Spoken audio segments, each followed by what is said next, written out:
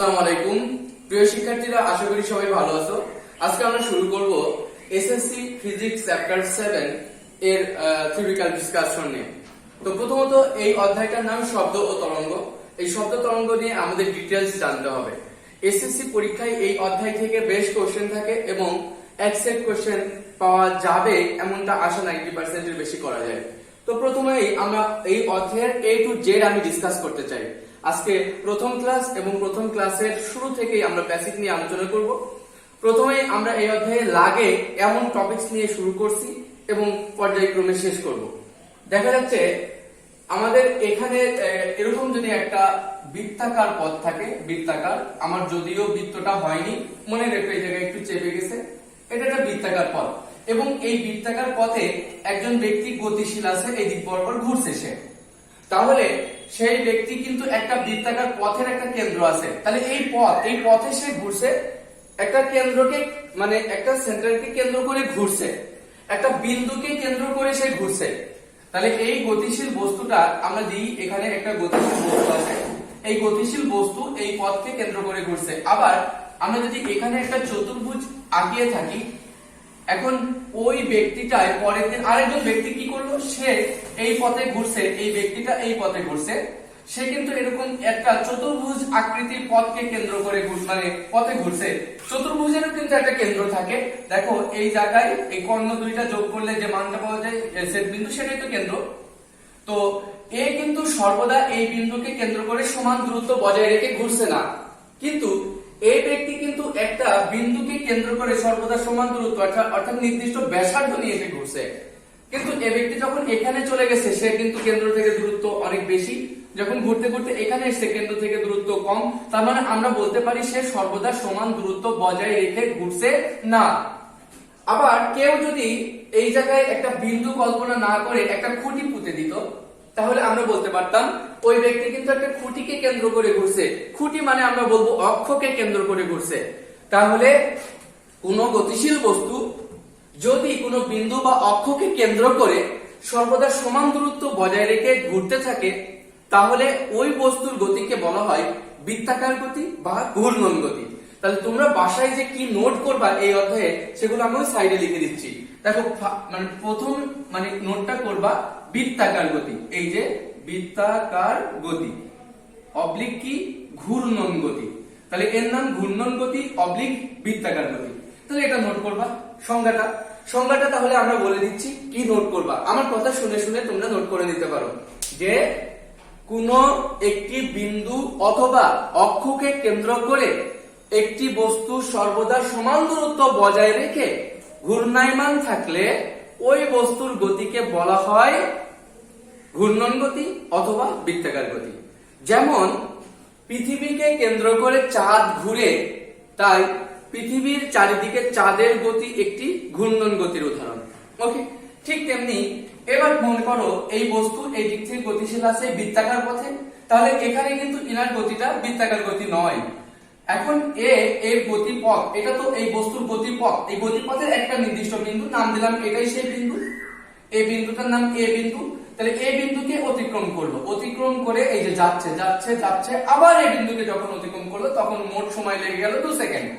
এই বিন্দু থেকে আবার যাত্রা শুরু করলো, আবার ঘুরে আবার যখন এই বিন্দুকে অতিক্রম করলো তখন টাইম লেগে গেল আবার 2 সেকেন্ড, আবার যখন আসছে আবার টাইম লাগছে 2 সেকেন্ড। তাহলে কি হচ্ছে যে এই গতিশীল বস্তু তার গতিপথের একটি নির্দিষ্ট বিন্দুকে একই দিক হতে একই সময় পর পর অতিক্রম করে যাচ্ছে। এমনটা যদি এটার ক্ষেত্রেও ঘটে যে একবার কি করলো, এই এ বিন্দুকে এই বস্তুটা একবার অতিক্রম করে চলে গেল, পরের বার একই দিক থেকে যখন আসছে আবার এই বিন্দুকে অতিক্রম করলো 2 সেকেন্ড পর, আবার অতিক্রম করলো 2 সেকেন্ড পর, তাহলে একটা নির্দিষ্ট সময় পর পর যদি অতিক্রম করে তাহলে ওই বস্তু একটা পর্যায় মেইনটেইন করে গতিশীল আছে, তাই এই গতিকে বলা হয় পর্যাবৃত্ত গতি। তাহলে এভাবে বৃত্তাকার পথেও পর্যাবৃত্ত গতি হতে পারে, আবার এভাবে একটা চতুর্ভুজ আকৃতির পথেও পর্যাবৃত্ত গতি হতে পারে, যে কোনো আকৃতির পথেই পর্যাবৃত্ত গতি হতে পারে। এবং পর্যাবৃত্ত গতির ক্ষেত্রে শুধু মাথায় রাখতে হয় কি, মাথায় রাখতে হয় দেখো একই দিক আর একই মানে একই দিক, একই বিন্দু আর একই সময়, এই তিনটা জিনিস। বিন্দু, দিক আর সময়, এই তিনটা সেম হতে হবে। নির্দিষ্ট বিন্দু, নির্দিষ্ট দিক, নির্দিষ্ট সময়, কিভাবে বলতে পারো? এখন তাহলে আমরা এই পর্যাবৃত্ত গতির সংজ্ঞা এখন শিখবো। দেখো, এরপরে তুমি যেটা নোট করবা সেটা হচ্ছে পর্যাবৃত্ত গতি।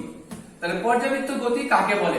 আমরা বলতে পারি না কোন একটি নির্দিষ্ট বিন্দুকে কেন্দ্র করে, আচ্ছা এভাবে বলবো না, আমরা বস্তুর কথা আগে বলবো। একটি গতিশীল বস্তু তার গতিপথের কোন নির্দিষ্ট বিন্দুকে একই দিক হতে একই সময় পর পর অতিক্রম করলে ওই বস্তুর গতিকে বলা হয় পর্যাবৃত্ত গতি। আবার বলি, আবার সংজ্ঞাটা যখন লিখবা, কোন একটি গতিশীল বস্তু তার গতিপথের একটি নির্দিষ্ট বিন্দুকে একই দিক হতে একই সময় পর পর অতিক্রম করলে ওই বস্তুর গতিকে বলা হয় পর্যাবৃত্ত গতি। তাহলে এই ক্ষেত্রে গতিশীল বস্তুটা একই সাথে বৃত্তাকার গতি আছে, আবার পর্যাবৃত্ত গতিতে আছে, কিন্তু এই জায়গায় বস্তুটার কিসে আছে বলতো? শুধুমাত্র সে পর্যাবৃত্ত গতিতে আছে, কিন্তু বৃত্তাকার গতিতে নেই। এইভাবে যদি আমরা আরো যদি উদাহরণের কথা চিন্তা করি, মনে করো এখানে আমাদের পৃথিবী আছে। দেখো, এটা আমাদের পৃথিবী, এটা আমাদের পৃথিবী গ্রহ, এটা পৃথিবী। আর পৃথিবীর চারিদিকে একটা বৃত্তাকার কক্ষপথে আমরা জানি আমাদের চাঁদ ঘুরে, আমাদের উপগ্রহটা ঘুরে, গ্রহের চারিদিকে উপগ্রহ ঘুরে, এটা আমাদের চাঁদ। তাহলে চাঁদ কিন্তু পৃথিবীর চারিদিকে একটা বৃত্তাকার কক্ষপথে ঘুরতে থাকে, অর্থাৎ পৃথিবী থেকে সর্বদা সমান দূরত্ব বজায় রেখে ঘুরতে থাকে, ব্যাসার্ধ সর্বদা সমান। এবং চাঁদ তার গতিপথের মানে তার কক্ষপথের কোন একটি নির্দিষ্ট বিন্দুকে একই দিক হতে একই সময় পর পর অতিক্রম করে। তাহলে চাঁদের গতি একই সাথে, দেখো, বৃত্তাকার গতি যেহেতু সমান ব্যাসার্ধ নিয়ে ঘুরে, আবার পর্যাবৃত্ত গতি। আর এই পর্যাবৃত্ত গতির অপর নাম কিন্তু সন্দিত গতি। তাহলে পর্যাবৃত্ত গতির অপর নাম সন্দিত গতি, সরল সন্দিত না, শুধু সন্দিত গতি বলবা। এরপরে যেটাই আসছি, এটা যদি আমাদের সূর্য হয়ে থাকে, সূর্য, আমরা জানি সূর্যের চারিদিকে পৃথিবী ঘুরে, কিন্তু সে বৃত্তাকার না, এমন উপবৃত্তাকার কক্ষপথে ঘুরে। তাহলে এটা আমাদের পৃথিবী হলে এই পৃথিবী সূর্যের চারিদিকে ঘুরছে, বাট উপবৃত্তাকার কক্ষপথে। এ কিন্তু সর্বদা সমান দূরত্ব বজায় রেখে ঘুরছে না, সমান ব্যাসার্ধ বজায় রেখে ঘুরছে না। এই ক্ষেত্রে ব্যাসার্ধ কম, কিন্তু এই জায়গায় যখন পৃথিবী থাকবে তখন ব্যাসার্ধ বেশি। তাই আমরা এর গতিটা কিন্তু পৃথিবী তার নির্দিষ্ট বিন্দুকে কেন্দ্র মানে তার গতিপথের একটি নির্দিষ্ট বিন্দুকে, মানে সেই 365 দিন কয়েক ঘন্টা 5 ঘন্টা 48 মিনিট 47 সেকেন্ড পর পর অতিক্রম করতে থাকে, অর্থাৎ একটা নির্দিষ্ট সময় পর পর একই দিক থেকে অতিক্রম করতে থাকে। তাই আমরা বলবো পৃথিবীর গতি একটি পর্যাবৃত্ত গতি, কিন্তু বৃত্তাকার গতি নয়। পৃথিবীর গতি শুধু সন্দিত গতি, কিন্তু বৃত্তাকার গতি নয়। তাহলে আমরা এখানে তোমরা এই দুইটা সংখ্যা নোট করার পর এই অধ্যায় যখন শুরু করতে যাচ্ছ তখন এইভাবেই বাই সিকোয়েন্স নোট করতে শুরু করে দিবা, ওকে? এবং পরের যে কোশ্চেন, একটা অনুধাবনমূলক কোশ্চেন আমরা নোট করতে পারি। আমরা কি লিখতে পারি, আমরা আগে লিখে নিই যাতে তোমাদের টাইমটা একটু কমে যায়। অনুধাবনমূলক প্রশ্ন, পৃথিবীর চারিদিকে চাঁদের গতি একই সাথে পর্যাবৃত্ত ও ঘূর্ণন গতি, কিন্তু সূর্যের চারিদিকে পৃথিবীর গতি শুধুমাত্র পর্যাবৃত্ত গতি, ব্যাখ্যা করো।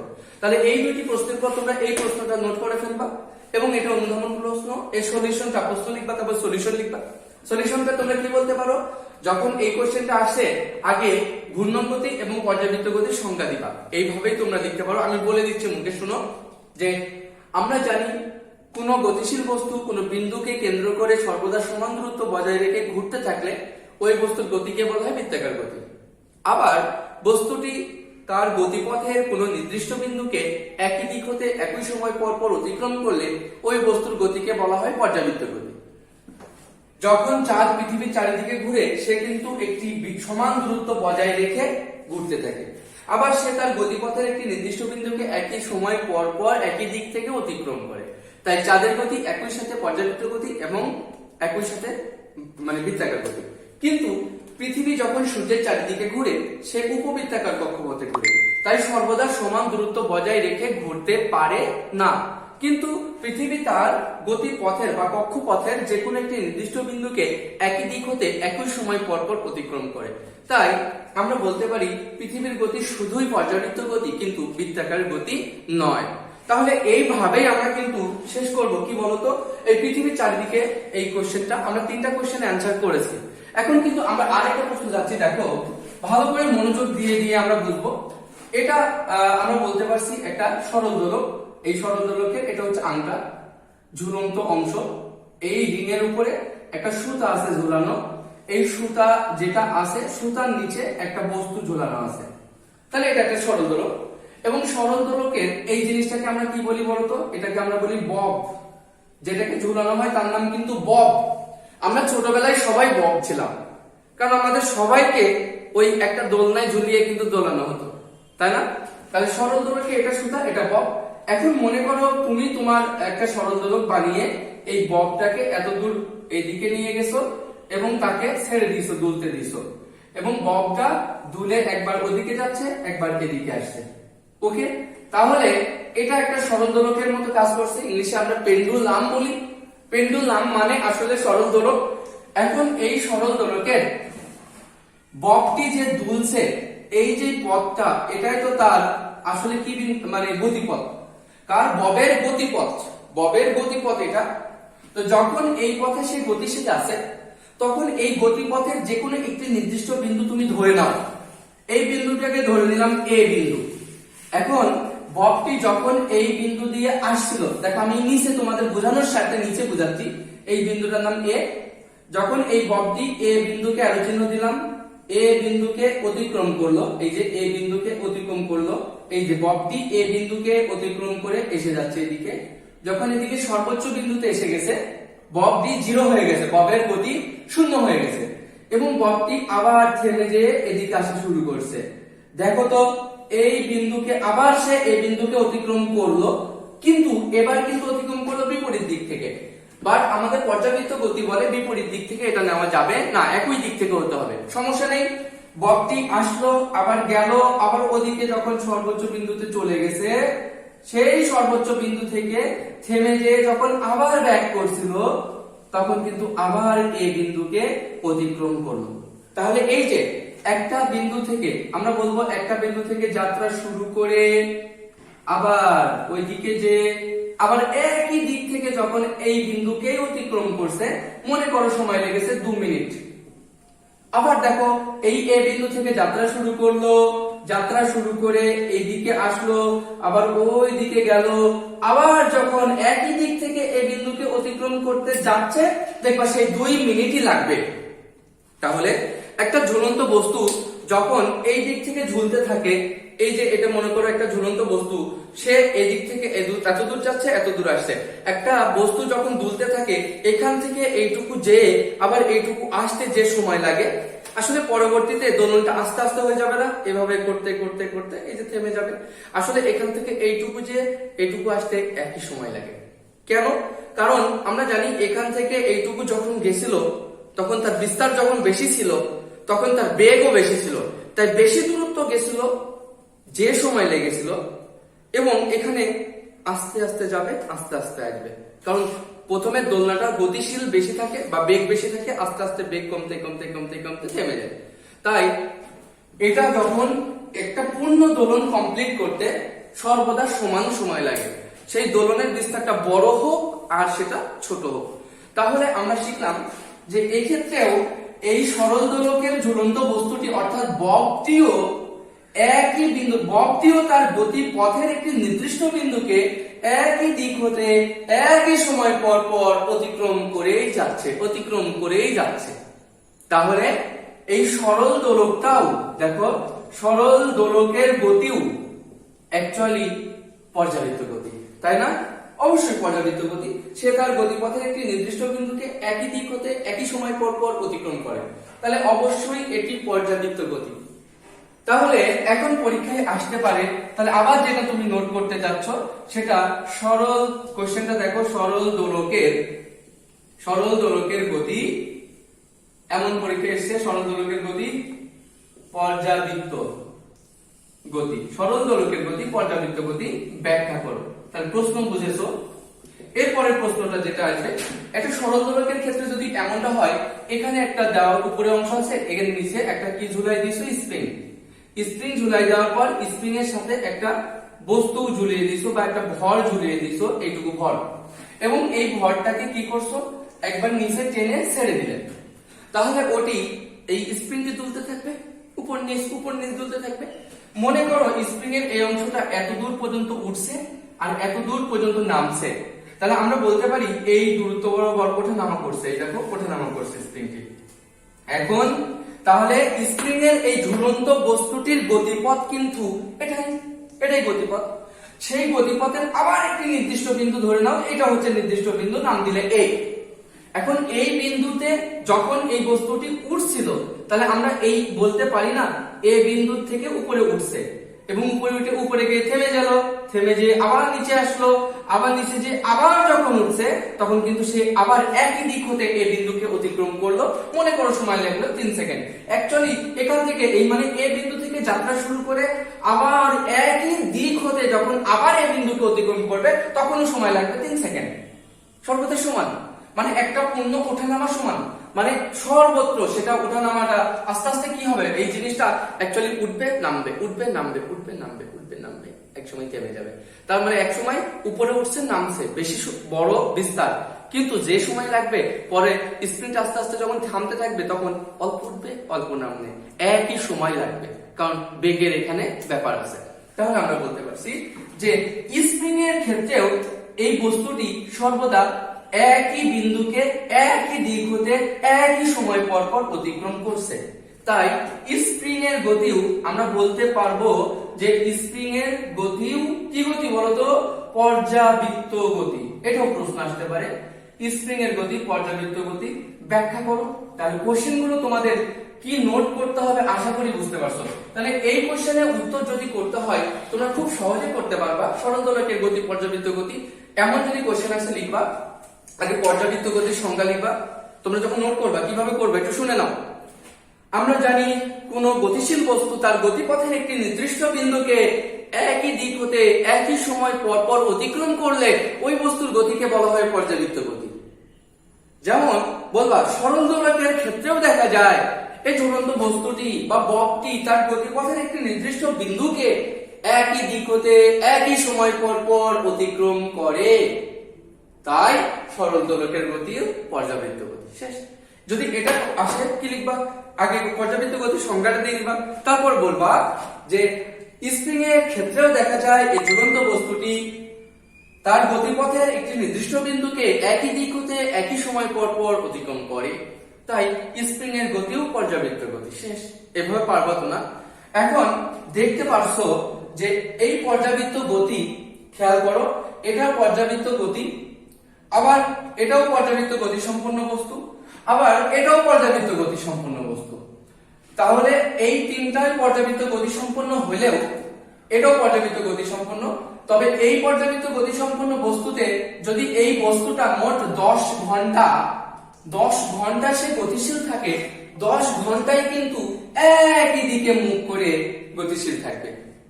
অথবা টোটাল যদি এভাবে সে মোট 10 কিলোমিটার পথ অতিক্রম করে, তাহলে সে 10 কিলোমিটারই একই দিকে মুখ করে গতিশীল থাকবে।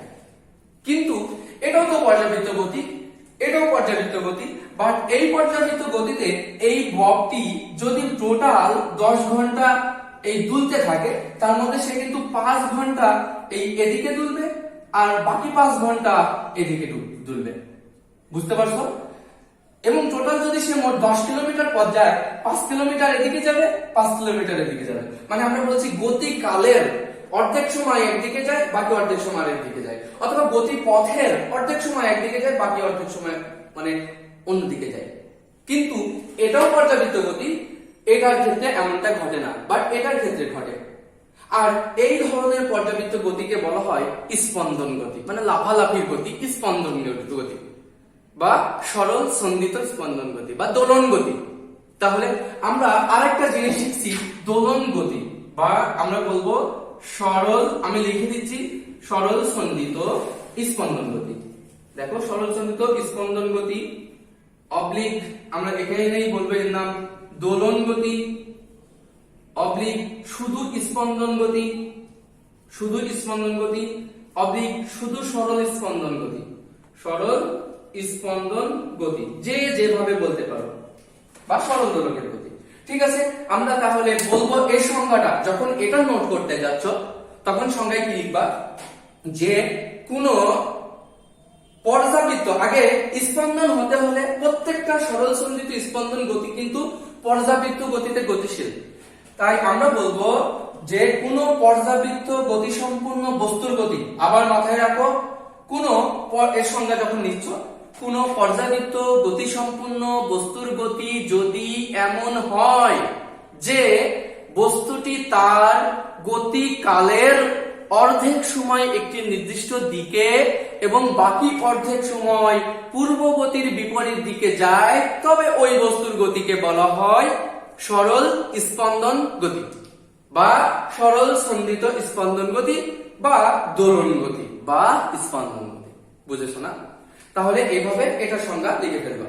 তাই দেখতে পাচ্ছ এই সরল দোলকের গতি কিন্তু স্পন্দন গতি, আবার স্প্রিং এর গতি কিন্তু স্পন্দন গতি।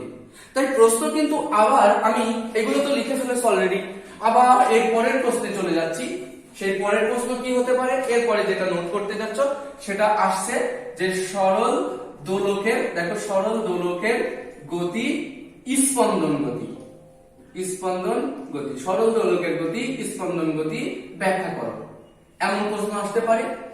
আবার অনুধাবন আবার আসতে পারে স্প্রিং এর গতি, স্প্রিং এর গতি স্পন্দন গতি, স্পন্দন গতি ব্যাখ্যা করো। তাহলে আমাদের এগুলো নোট করতে হবে। ওকে, যখন এই প্রশ্ন এসেছে তখন তুমি কিভাবে অ্যানসার দিবা? স্পন্দন গতি মানে জানো সে পর্যাবৃত্ত গতি, আবার লাফালাফির গতি। তাই দুইটা কথাই বলতে হবে, আগে স্পন্দন গতির সংজ্ঞা দিয়ে নিবা, তারপর ব্যাখ্যা করবা। যেমন এটার ক্ষেত্রে আমি অ্যানসারটা বলে দিচ্ছি, এইভাবে অ্যানসার করবা যে আমরা জানি কোন পর্যাবৃত্ত, আচ্ছা আমরা জানি কোন একটি বস্তু যদি তার গতিপথের কোন একটি নির্দিষ্ট বিন্দুকে একই দিকে থেকে একই সময় পরপর অতিক্রম করে, তাহলে ওই বস্তুর গতিকে বলি পর্যাবৃত্ত গতি। আবার পর্যাবৃত্ত গতিশীল বস্তুটি যদি তার গতিকালের অর্ধেক সময় একদিকে যায় এবং বাকি অর্ধেক সময় আগের গতির বিপরীত দিকে যায়, তাহলে ওই বস্তুর গতিকে বলা হয় স্পন্দন গতি। সরল দোলকের ক্ষেত্রে দেখা যায় এর ববটি বা সরল দোলকের বস্তু, সরল দোলকের ক্ষেত্রে দেখা যায় এটিও এর গতিপথের কোন একটি নির্দিষ্ট বিন্দুকে একই দিক হতে একই সময় পরপর অতিক্রম করে, আবার এটি তার গতিকালের অর্ধেক সময় একদিকে যায় এবং বাকি অর্ধেক সময় পূর্ব গতির বিপরীত দিকে যায়। তাই সরল দোলকের গতিও স্পন্দন গতি। এভাবে উত্তরটা লিখে দিবা। এটার ক্ষেত্রে কি লিখবা? স্প্রিং এর গতি স্পন্দন গতি।